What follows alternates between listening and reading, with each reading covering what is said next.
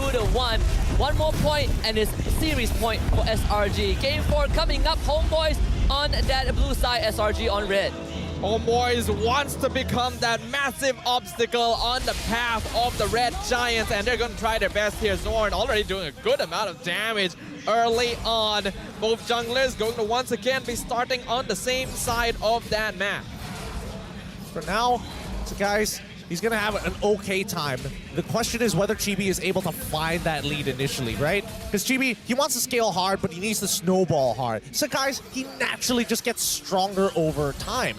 With this being said, at least they now have some information about starting paths. Man, Cram is so nice. He leads the entire orange buff for Sakai. And he knows that he's going to be able to catch the wave in time as well. Here comes Chibi trying to steal something. He's not successful though. Red Giant's not going to force any sort of engagement here though. Stormy going to be the victim. Yeah, no point trying to go for the Lycan Pounce here. Stormy still has his passive. You're just wasting time as you can see that Sakai is quickly catching up. Most likely going to hit level 4 first. Yeah, he's already level 4. Perfect. This is exactly what we want to see. And at this point, oh wait, they got the timing right. Oh, Yums. Oh, that was close. Wow. Yep. 1-0 for Yums. Using that flicker as well means that Zorn's pressure during this turtle fight is going to be lessened massively. And we saw what Yums did with the Grok at the first turtle fight in Game 3. That's an important timing that they've now delayed from the Homeboys roamer. See some difference as well. Zorn going for just a lot of movement speed and the tank emblems as opposed to the common emblems that Yums went for. Yeah, okay, so slightly different here. But with now 6 seconds left on the clock, it looks like Selangor Red Giants have taken a very good position on the north side of the map, hiding by Tribrush, making sure that they can maintain prio over the EXP. And now they're going to start the Lord Dance, right? As expected, supports as well as mid laners looking for level 4. Yums will be quite a distance from his, but Cram is going to straight up jump onto Zorn. Chibi is around, looking to see if Cram's going to drop down low. Now Vengeance and Penalty Zone both traded in. The Lycan Pounce and some damage. The bot finds the first blood. The guys gets the big taunt, but no ultimate for him. Homeboys finding 2 kills.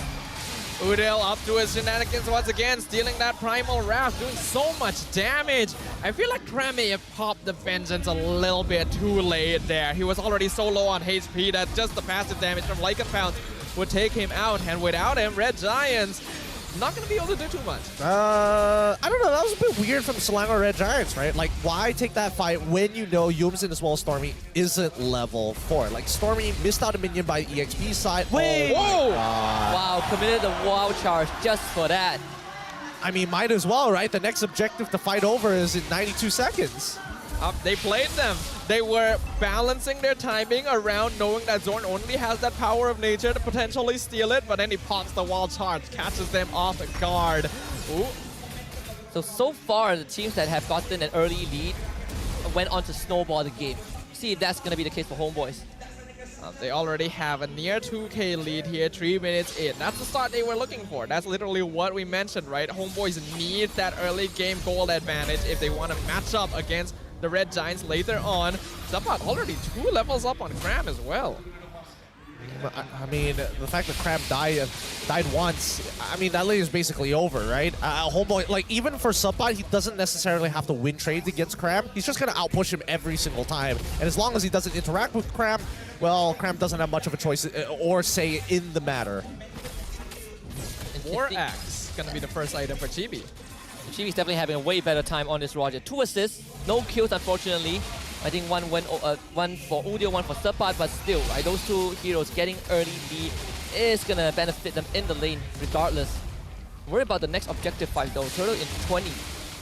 I think we're seeing from the interactions as well that this Edith pick not having a very good time, right? This is exactly what Yums did to Zorn in the previous game. That anti-CC messes with the entire combo, doesn't allow Yums to have a lot of map pressure overall, not to mention Udil feeling very good about stealing that Primal Wrath consistently. I kind of wonder if just the direct challenge here of taking this hero in a disadvantageous matchup is paying dividends or not. We'll see in a little bit, right? Like, for now, we can confidently say that, yes, it sort of is. Cram is going to jump at Udio again. Wait, he's melting down. Less than half health. Penalty zone onto Cram. Cram's going to use that ultimate and Vengeance, but Zapat, he is pounding Stormy! Stormy still has the passive, but Cram already went down, and Stormy forced to run away. Udio with the Primal Wrath, and he's going to flip Yums back. And this This Edith is not going up well against the Valentina. Yeah, this is gonna feel quite bad now. Already a 4K lead. We're seeing the same snowball. Is it gonna be the same thing for every single game? Yumes. Oh, is he dead? No! What? He walks away with just like 1% of his HP. Oh, the timing. The timing could not be worse. And I mean, for the most part of it, I think this is going to be quite the snowball, right? I mean, SRG is very dependent on Cram being in a decent position, but I think Sapat has definitely diffed him in lane. This is the opening that Homeboys were looking for. That early game lead, that pressure, 5K in 5 minutes. It's kind of surprising how one-sided these early games are, considering that these teams are pretty evenly matched so far. But hey, that's how the cookie has been crumbling so far. Nets going to be able to farm up very safely. Already a level up on Innocent. These gold laners going to be that late game win condition. Oh, the wall blocked off Humes. He's going to use the primal wrap, but Sapat catches him with the penalty zone. And that means Udio finds another kill. Might be an angle for a dive, Chibi. Thinking about it, doesn't commit. Cram is in a rough spot as the Damus right now, and there's nothing he can do in a fight. Yeah, this is a hero that feels it really hard if you fall behind, and that passive damage from Chibi hitting hard. Level 10 versus level 7, this Damus is no longer in a position where he can actually execute the role that he was drafted for. Yeah, I mean, the most that he's got is Vengeance, and even so, it's a very small window to tank out against the raw damage from Homeboys. And all eyes will turn to Innocent very, very soon on this carry. But, I mean, even for Innocent, he still needs some time. He's behind Nets in terms of experience, so it means that Nets has won that lane.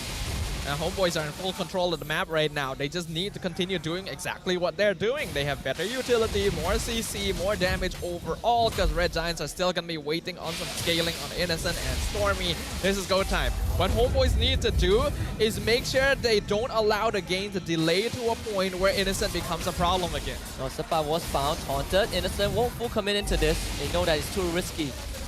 But I don't know how SRG are going to contest the turtle though.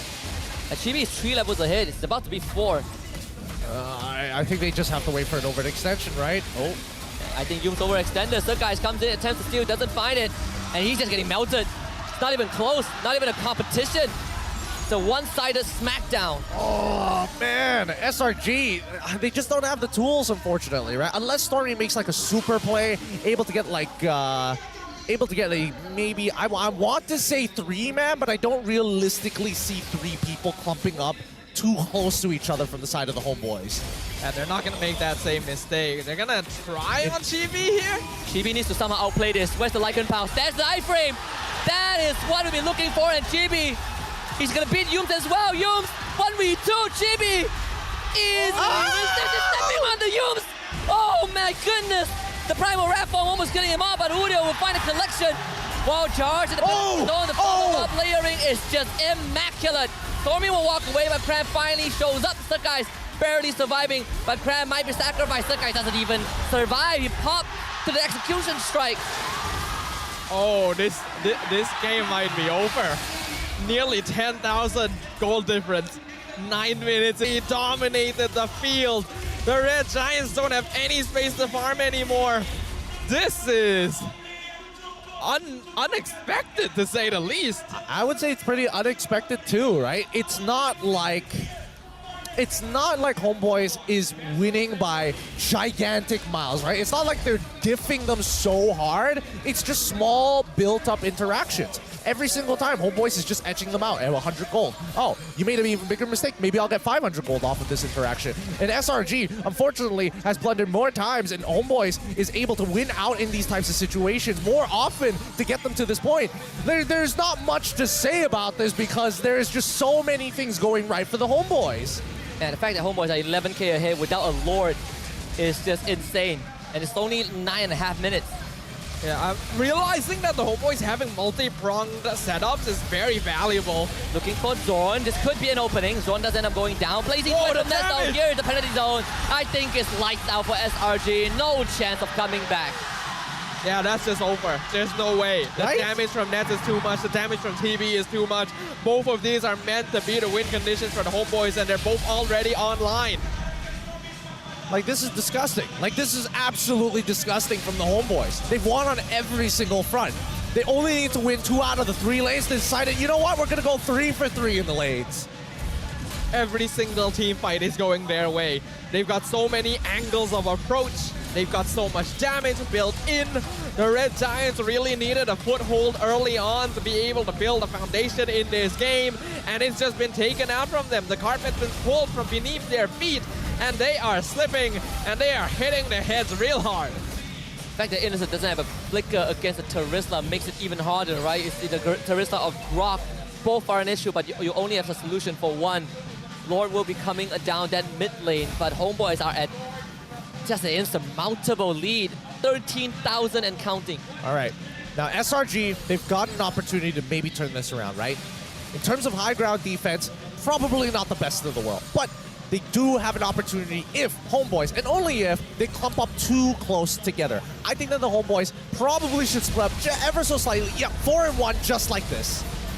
Even Udo has just crazy damage. Homeboys, you can just slowly whittle down the structures. 2 inhibitors down just like that. Wow, charge, Zorn to the back, but with the penalty zone, Yuz doesn't even get to respond. They're gonna be frozen underneath the crystal, but Homeboys with just sure goal lead will tear SRG apart. That is the equalizer. We are guaranteed 6 games. Wow! Woo! Wow! Wow! Ladies and gentlemen, what we have just witnessed